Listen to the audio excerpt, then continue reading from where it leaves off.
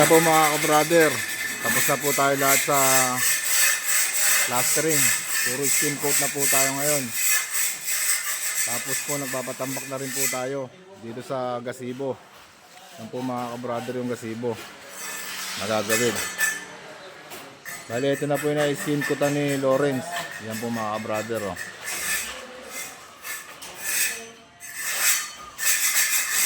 Dito po mga ka-brother sa swimming pool, may pumapakyaw po ng waterline saka electrical.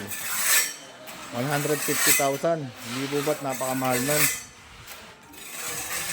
Waterline na lang po ikakabit. Parang buo na rin yung sariling ano yun, swimming pool pagka ganun na. Ayan po. Mag-aaralan ko po yung waterline na ito para makatipid-tipid po.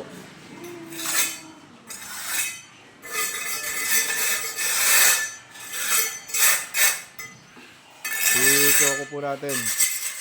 Ko, nalagay. Yan po. Mamasilya na rin yan ha. Skin coat. Ano po mga brother oh. Si Brother Malupiton, magtrabaho ka. Yan po ka brother. May slab pa po yan. Bali bahay na po ng motor ng swimming pool. Tapos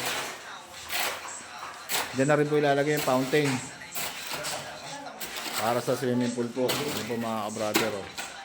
Yan paligid na po yan lahat na yan. Pagagandahin din po yan. Pinagaganda sa akin ng may-ari kung paano daw decision ang gagawin ko. Ang hirap din. Medyo nakapasan talaga sa balikat ko lahat ng trabaho. Yan po mga ka-brother.